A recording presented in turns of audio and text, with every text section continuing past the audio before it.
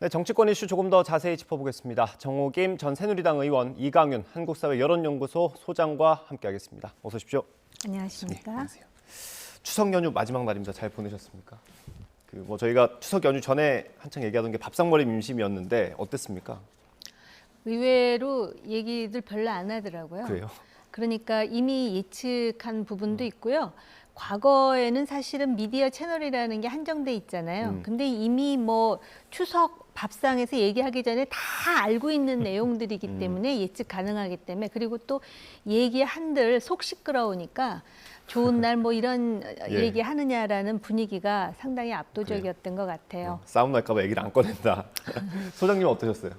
한 7, 8년 전부터일까요? 아무튼 어느 즈음부턴가 가족들 모이면 정치 얘기는 일부러라도 잘 안 하시는 것 같기도 하고, 올해는 특히 물가, 먹고 사는 문제, 그리고 금리 인상에 따른 가계 압박, 그다음에 날씨, 이런 얘기들 좀 많이 나누셨지 않으셨을까 싶습니다. 네. 예, 뭐 그만큼 이제 양쪽으로 많이 갈라져 있다라고 볼 수도 있을 것 같은데, 지금 이재명 대표는 기소가 됐죠. 검찰에서 기소를 했고, 그 이후에 민주당에서는 특검법을 발의하고 뭐 이런 상황인데, 이 대표는 민생에 좀 집중을 하고 지도부는 그 옆에서 좀 지원 사격을 하는 그런 모습이에요. 어떻게 보세요?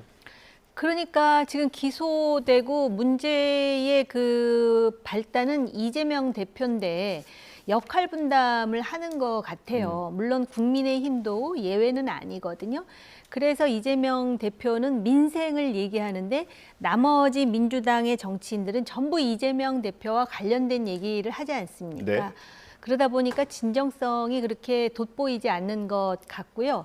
향후에 이제 바로 이재명 대표의 이 사법 리스크와 관련해 가지고 민주당이 총력을 집중할 것 같습니다. 이런 상황이 되면은 아무래도 정책과 관련한 뭐 민생이라든지 또는 국익과 관련한 현안은 아무래도 뒤로 내쳐질 수밖에 없는 상황이죠. 이런 상황이 상당히 오래 갈 것 같고요. 그리고 사실은 지금 정기국회잖아요. 네. 그런데 정기국회에서 아마 그 이재명 기소를 가지고 엄청난 정치 공방이 벌어질 것 같아요. 예, 저희가 준비된 영상이 하나 있네요. 이재명 대표 그리고 박홍근 원내대표 발언인데 이거 들어보고 소장님 얘기까지 한번 들어보겠습니다. 인생을 살다 보면 기쁠 때도 있고 슬플 때도 있고 힘들 때도 있고 즐거울 때도 있고 그런 거 아니겠어요? 저열하고 부당한 최악의 정치적 기소이자 사정 공안 정국으로 만회하려는 어느 국민도 납득할 수 없는 반협치의 폭거입니다. 민주당 지도부의 메시지가 이재명 대표한테 집중이 돼 있어요. 네. 어떻게 생각하십니까? 원래 정기국회라는 건 너무나 잘 아시겠지만 학교에서도 누누이 배웠고, 국정감사 플러스 예산, 새해 예산안입니다. 예. 올 결산안도 네. 검토하고. 그런데 어느 해를 보건 정기국회에서 이게 제대로 된 적은 정말 거의 없어요. 예. 그 즈음의 정치 현안을 다루지 않을 수가 없는 저간의 사정은 알지만 항상 그게 앞서왔는데, 올해는 특히 사법 관련해서 이른바 대선 3차 라운드가 또 펼쳐지는 거 아닌가, 정기국회에서.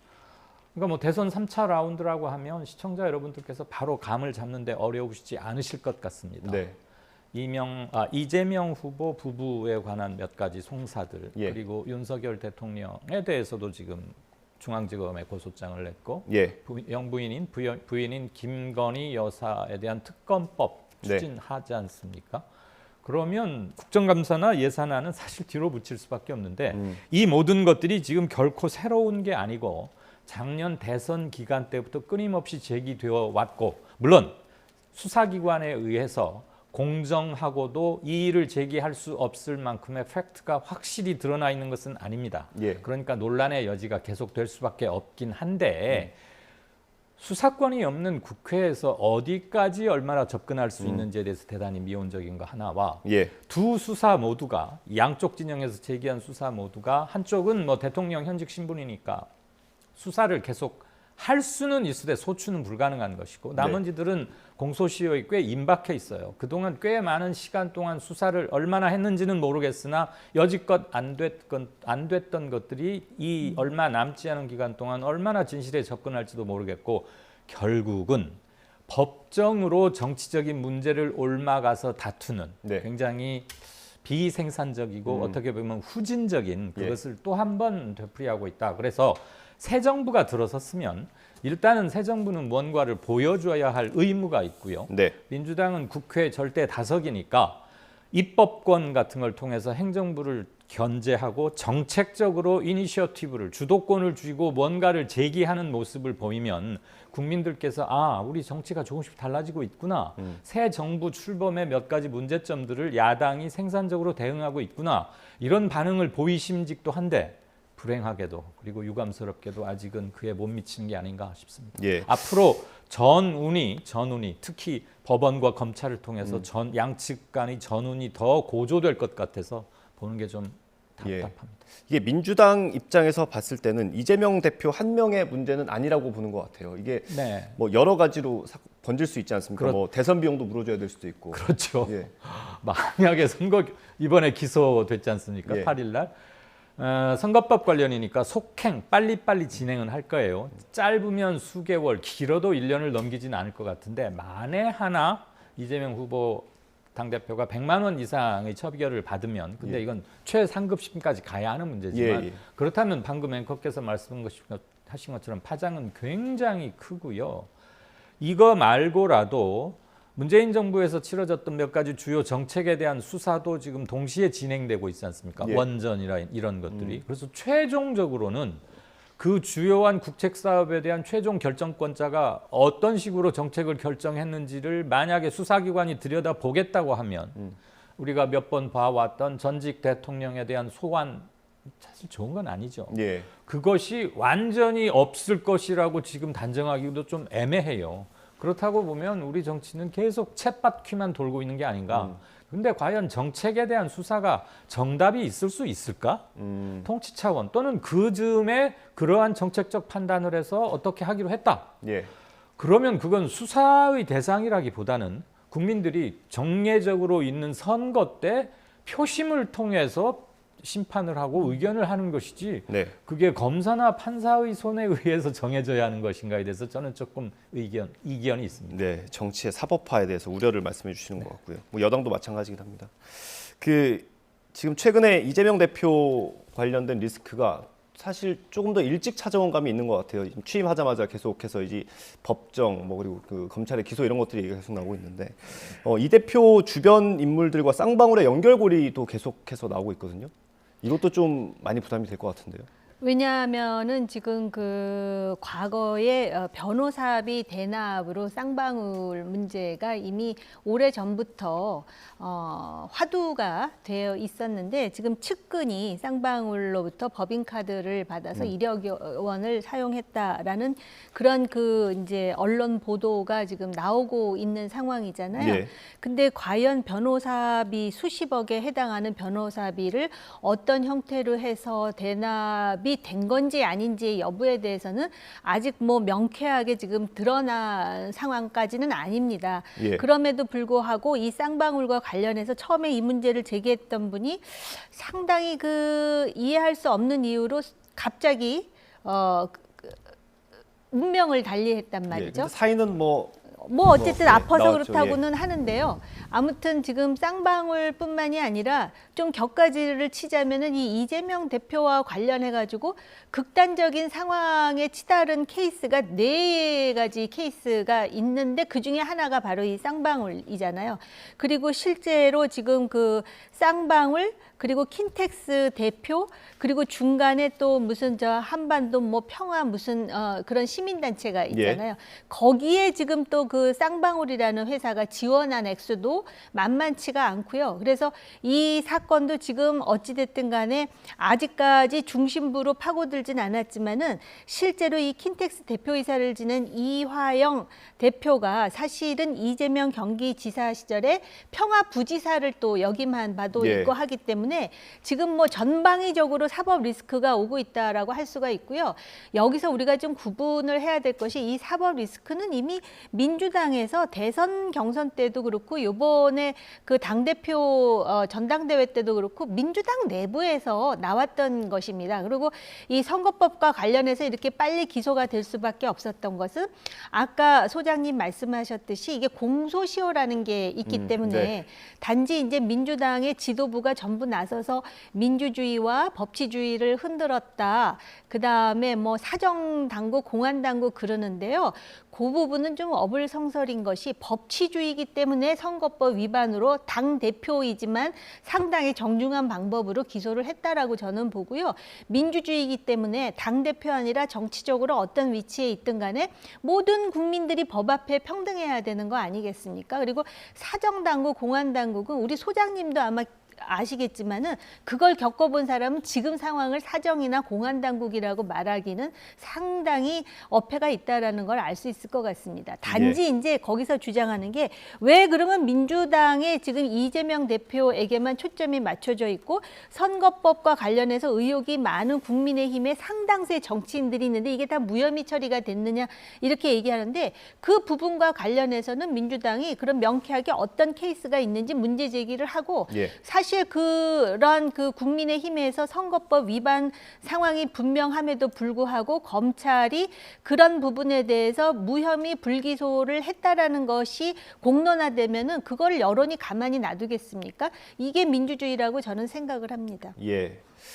민주당은 가만히 있지 않았죠. 반발하고 있고 특검 법안을 발의를 했습니다. 저희가 준비된 영상이 있는데요. 이 김건희 여사에 대한 특검 법안 발의 관련해서 녹취 한번 들어보고 얘기 나눠보겠습니다. 민주당은 김건희 여사에게 쏟아지고 있는 각종 범죄 의혹을 철저하게 수사할 특검법을 추진하기로 당론 결의하였습니다. 주가 조작, 허위 경력, 뇌물성 후원 사건 등의 특검을 대국민 호객행위로 쓰고 있는 것입니다. 민주당은 당 전체가 이재명 대표 개인의 정치적 경호실로 전락했습니다. 이게 뭐 사실 실현 가능성이 크지 않다는 쪽에 중론이 모이더라고요. 예, 실현 가능성만 놓고 보면 높지 않은 건 사실인데 하겠다고 하면 네. 불가능하지만도 않죠. 일단 169석이니까 개헌, 뭐 탄핵 이런 걸 빼고는 할 수 있거든요. 자력으로. 이게 굉장히 큰 뇌관이 될 수 있겠다. 이번 정기국회에서. 네네. 민주당에서는 패스트트랙에 태우겠다는 거 아닙니까? 네. 그럼 180인가를 지나고 나서는 일정 기간이 지나고 나서는 자동으로 부의가 되는 것이고 네. 본회의에 넘어는 가야죠. 그리고 표결로 붙이면 될 수 있죠. 그런데 이렇게 되면 마치 장군 멍군 하듯이 장기에서 서로 외통수로 몰고 가는 건곤일척 한문을 써서 죄송합니다만 그런 식의 대결로 치달을 수밖에 없어요. 거의 네. 외통수식으로. 그러니까 이재명을 이러이러한 혐의로 기소했어. 그리고 앞으로도 또 몇 가지가 더 있다고 얘기가 나오고 있고. 그러니까 그러면 대선 전에 나왔던 쌍특검 하자. 지금 이거 되는 거잖아요. 그래서 3라운드라는 얘기가 나오는 것인데 민주당의 결심 여하에 따라서 그리고 여론 흐름에 따라서 그다음에 이재명에 대한 추가 수사 및 추가 기소의 강도와 타이밍 이런 거에 따라서는 이게 굉장히 커질 수도 있는 문제다. 그래서 실현 가능성을 마치 그 자연과학 실험실에서 뭐와 뭐를 합쳤더니 무슨 화합물이 생겨날 확률은 몇 % 이하다 이렇게 말하기는 조금 힘들 것 같고요. 조금 전에 잠시 이슈가 말씀 나눴던 이화영 전 경기부지사와 쌍방울 건에 대해서는 아마 뭔가가 돈이 좀 흘러가거나 적어도 법인카드를 쓴 것까지는 맞는 것 같아요. 현재 검찰 주장이지만. 그게 이재명과의 직접적인 연결고리가 있느냐의 문제일 겁니다. 그런데 이재명 당시 지사가 대선을 오래전부터 준비해온 사람으로서 이런 것을 덥석 뭐 편의를 제공받거나 아마 그렇게까지 자기 관리를 허술하게 했을 것 같지는 않다는 게 저 이제 합리적인 생각일 것 네. 같고요. 다만 경기도에서 함께 일했던 사람들의 방계 수사, 주변 수사를 통해서 전반적으로 문제가 좀 많았던 거 아니야라는 여론을 환기시키거나 강화시키는 쪽으로는 일정 부분 작용할 수 있을 것 같다. 예. 그런데 억지로 뭔가를 엮으려고 하면 또 한 번 역풍 우려도 나올 수 있지 않을까 예. 그런 생각은 듭니다. 아무튼 수사 중이니까 이건 당연히 지켜봐야겠습니다. 예, 그게 뭐 여러 건이 좀 얽혀 있더라고요. 쌍방울. 그렇죠. 관련 수사는. 네. 대납건도 얽히고 대북문제 뭐 이렇게 해서 예, 복잡은 합니다. 근데 국민들이 실은 제일 궁금해요. 맞아요. 도대체 수사 결과가 나와야 될 것 같습니다. 예, 가르마를 좀 타줘라. 팩트를 알아야 우리가 판단할 거 아니야. 그래서 이재명에 대한 수사가 정치 보복이나 표적 수사인지 탄압인지 아니면 이재명이건 누구건 윤석열이건 부인이건 어느 사람이건 법 앞에 평등하니까 밝힐 건 밝혀야 하는 수사인지에 대해서만큼은 국민들이 명확한 관을 좀 갖고 싶은 거죠. 예, 특검 얘기로 다시 한번 돌아가 보겠습니다. 극단적인 가정을 해서요. 국회를 통과했다고 치고 법안이 대통령이 거부권을 행사할 수도 있을까요?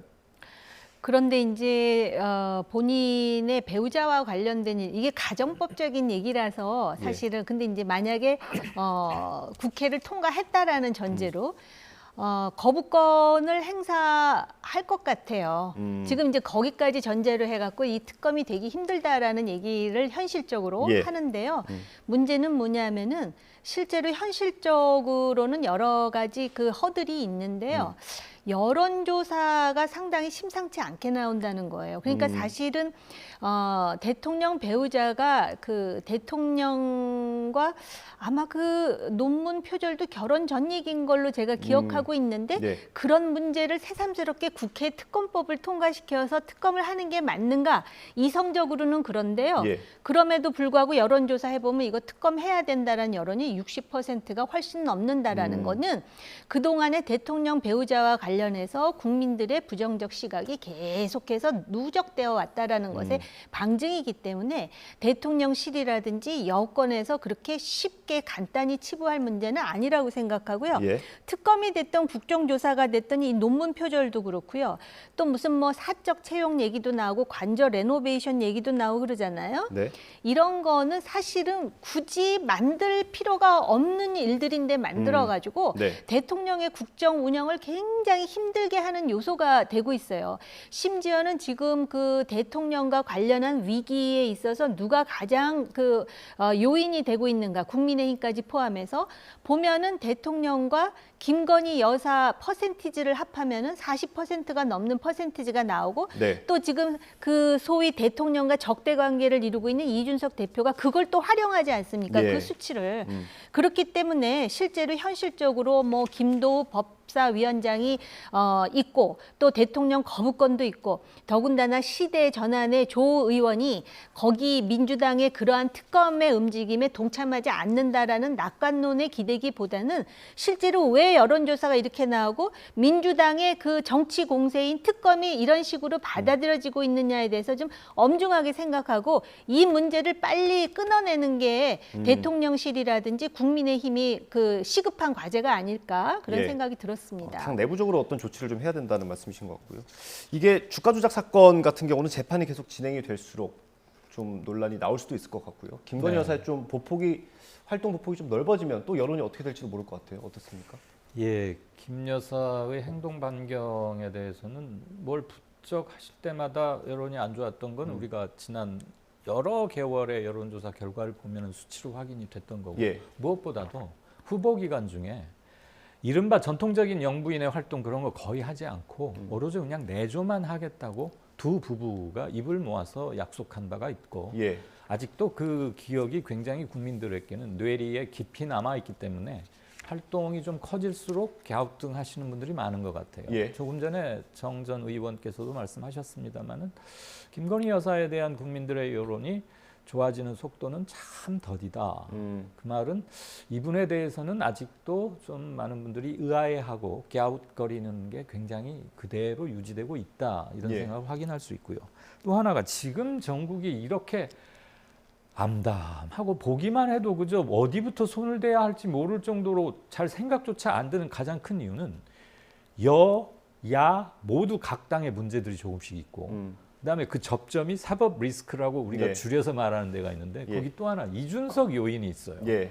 이게 세 개가 얽혀가지고 이준석에 대해서는 민주당에서 어쩔 때는 좀 부추기는 점이 있고 이준석은 현 여당 집행부나 대통령실과는 분명히 각을 세우고 있고 네. 그런데 이준석이 그런 민주당하고 한패냐 그것도 전혀 아니거든요. 그러니까 누가 주도적으로 이 난말을 끊어내야 할지를 서로 모르고 있는 거예요. 그러니까 여야 이른바 가장 빅샷이라고 할 수 있는 뭐 대통령 이 대표 또는 뭐 그에 상응하는 몇몇 사람들이 모여서 정치적 대타협을 한다. 예.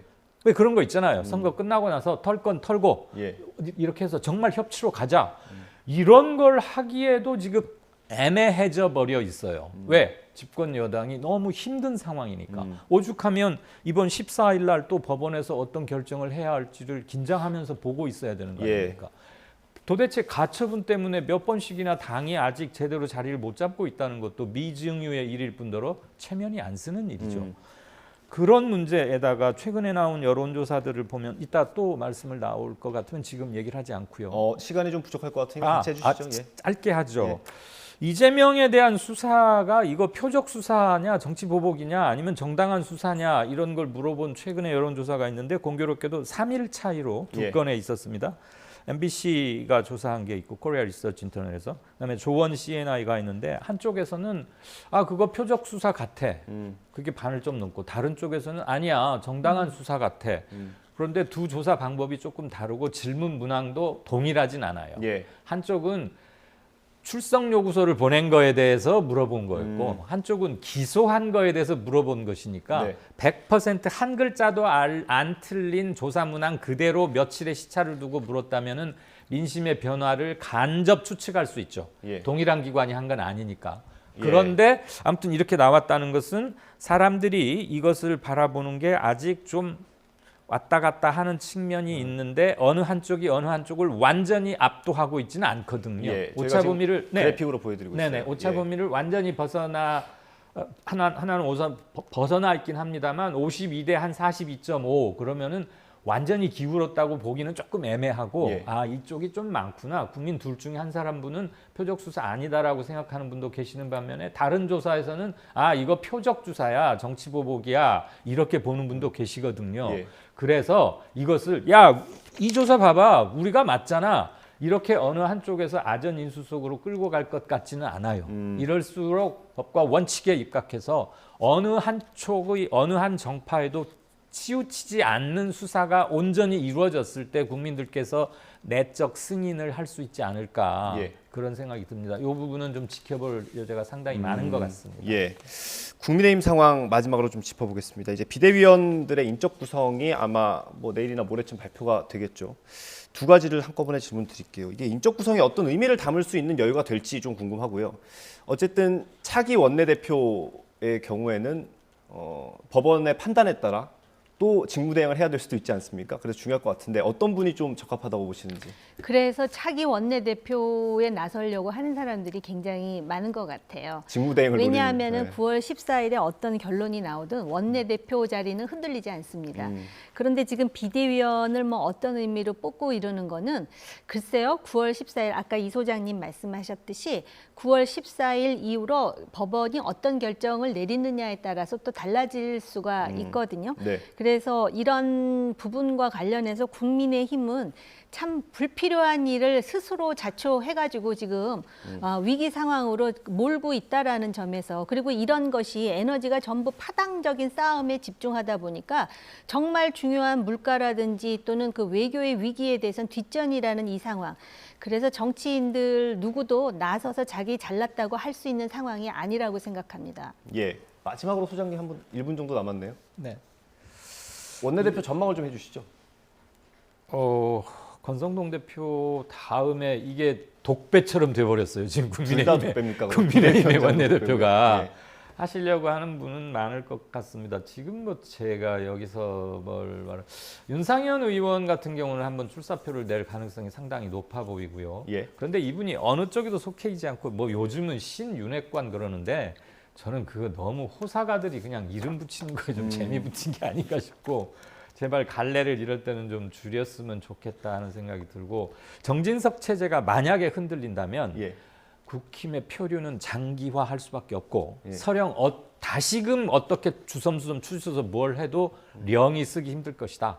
저는 제발 여야 모두 함께 지금 우리 국산 전기차가 미국에서 대단한 불이익을 받을 수밖에 없게 돼 있잖아요. 네. 이런 게 국익이고 경제 살리는 거거든요. 이런 거 국회가 함께 좀 열심히 미국하고 교섭을 하든 뭐 항의도 하든 이런 네. 한 모습 좀 보였으면 좋겠습니다. 네. 그렇습니다. 저희도 그런 모습이 좀 그립습니다. 저렇게 여당 원내대표 뽑는데 하마평이 많았던 적이 있나 싶기도 하고요. 예, 좀 지켜보도록 하겠습니다. 드뭅니다. 네. 예. 네, 정호김 전 새누리당 의원, 이강윤 한국사회여론연구소장과 함께했습니다. 고맙습니다. 고맙습니다.